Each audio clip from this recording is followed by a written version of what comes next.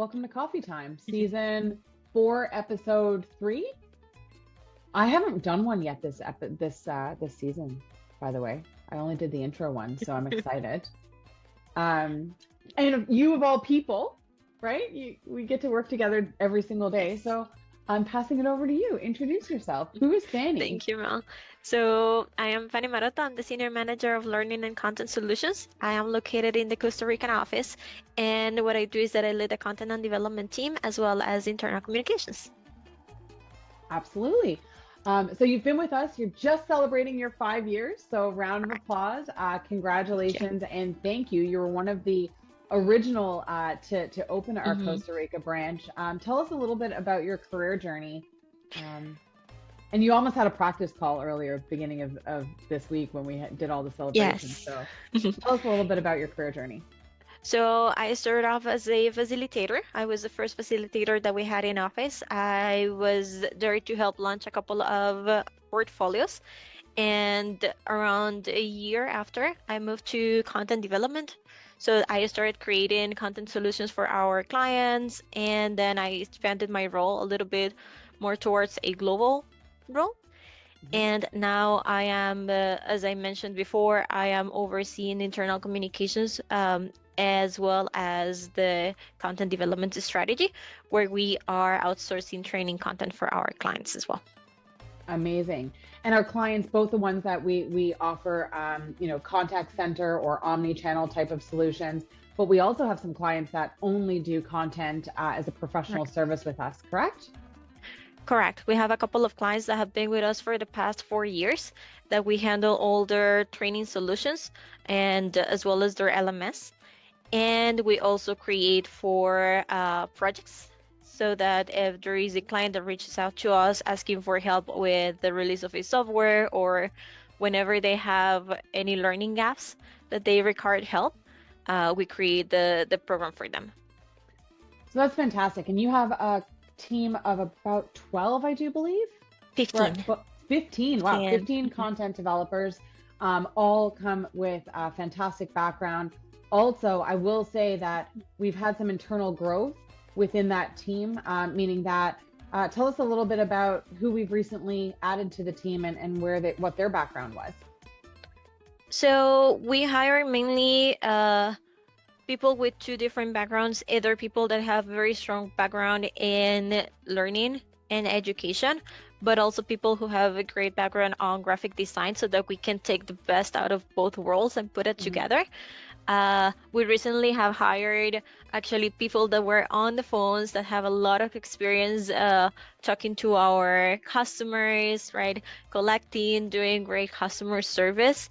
And what we are doing is that we are training them based on their background that they have, but we are training them so that they can deliver the content while adding their expertise to it. And they've been doing a really good job. Absolutely, absolutely. And that's where I was going with that is really, we have a lot of skilled folks who have the education and the background in instructional design and graphic design. And what we're doing now is taking some of our internal Goslings and building them up and building their skills and capabilities, leveraging that experience, both in the classroom, because we have some facilitators as well that moved over to the content team, right? So they know what it's like to be in front of a class and helping to bring that content to life using their experience has been a wonderful thing.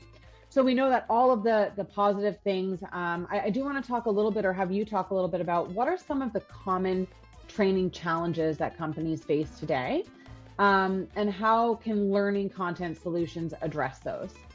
Right. I think that some of the challenges that companies are facing is that businesses right now are very fast paced so that they can go over, review it in case they need to have more information about it, as well as personalized training. The different companies have different gaps that need to cover. So making sure that we're personalizing and contextualizing the training so that whatever they are learning, it's going to be applicable to their roles. And very importantly, keeping the employees engaged and motivated. A lot of the courses that we're doing when we're in a business is not exactly something that they take because they want to do it, but they need to understand the importance. So making sure that once they do, they understand how relevant it is for the role. We need to make sure that, as I said before, is contextualized, is authentic, so that they can truly see the value. Absolutely. And how has technology influenced the delivery of learning content solutions? And are there any trends that you're seeing in the industry right now? Yeah, so now people want to learn and have the answers right away for them, right? They don't want to wait. They want to be able to search with a keyword and get the answer that they are looking for. Mhm. They are getting away from the traditional setting of being in a classroom and having a facilitator just lecturing, right?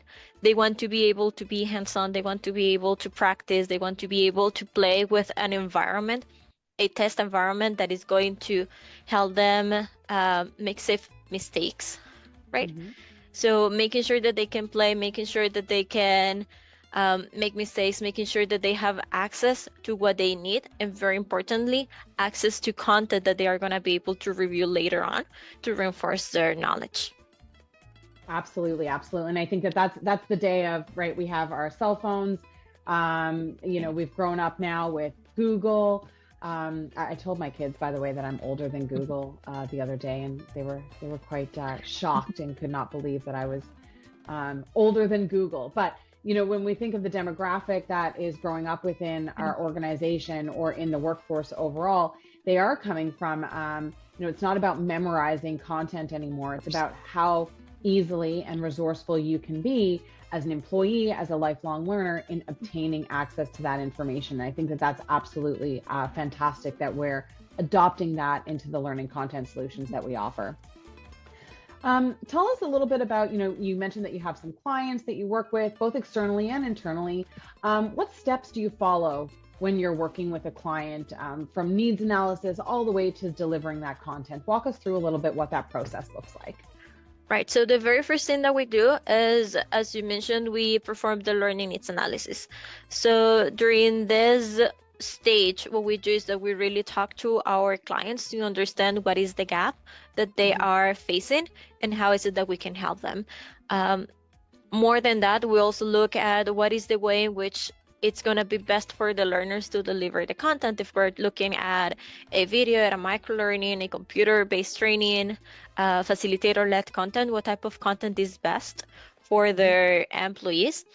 In addition, we look at the client voice. So we want to make sure that the content that we create is relevant for their company, but also transmits their values, their objectives, the purpose, their goals. It's also there. We brand it, making sure that it looks like them, right? Mhm. And then what we do is that we start doing research. We start gathering the information so that we can come up with a proposal for the clients so that they can see a little bit of what is our vision towards learning. We have great learning consultants that they guide our clients towards what they need, right? Sometimes we Mhm. know what we want, but we really don't know a lot of what we need. So we guide them towards what is going to give them the best results for their people. Mhm. And later on, depending on the scope and depending on the type of client that we're working on, we define um, our recurrency touch points, let's say, so that we can gather, we can review the content, we define what is our schedule for content delivery, for feedback application, as well as the launch date. During all that process, in terms of content creation, we go through different stages such as storyboarding, right?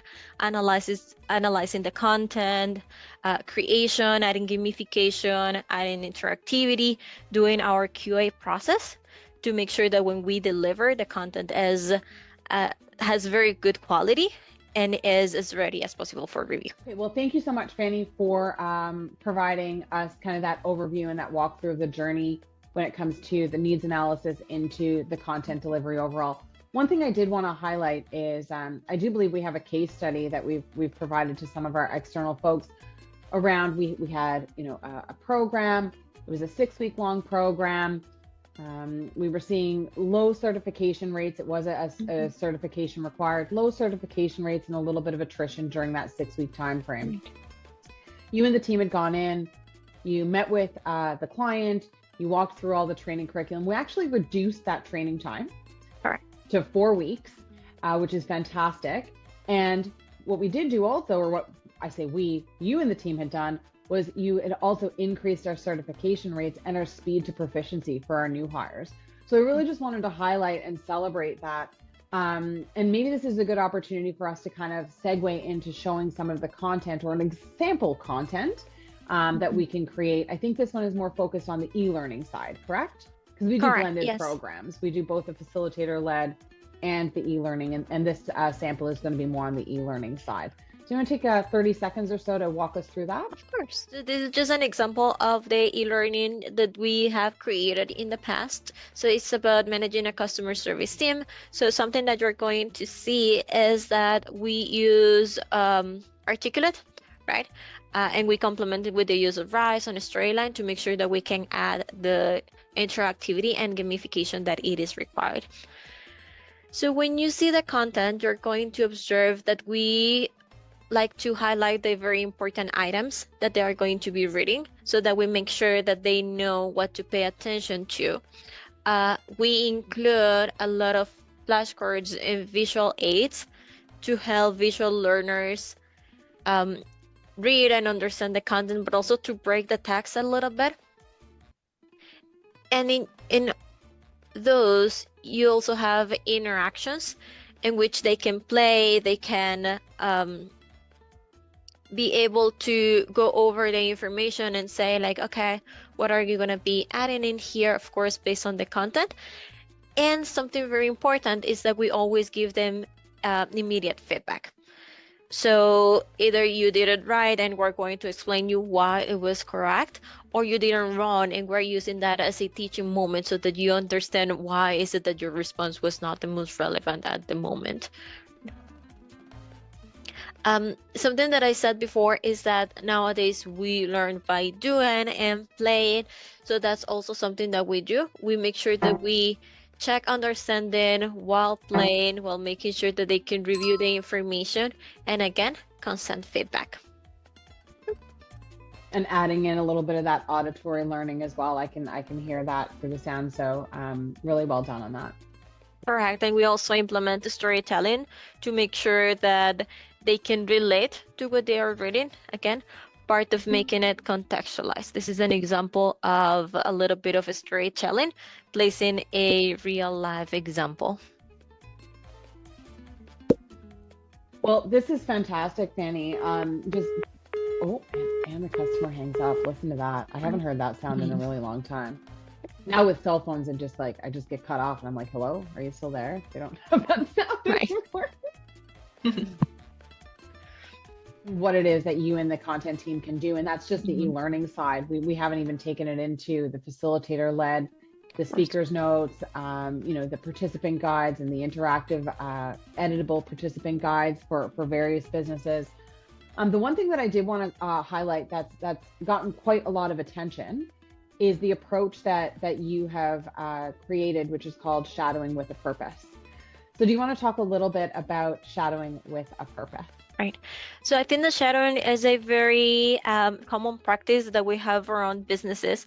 That is pretty much that you go and you are mentored by a person that has been in the job for a longer time and you are able to observe them doing the job, right?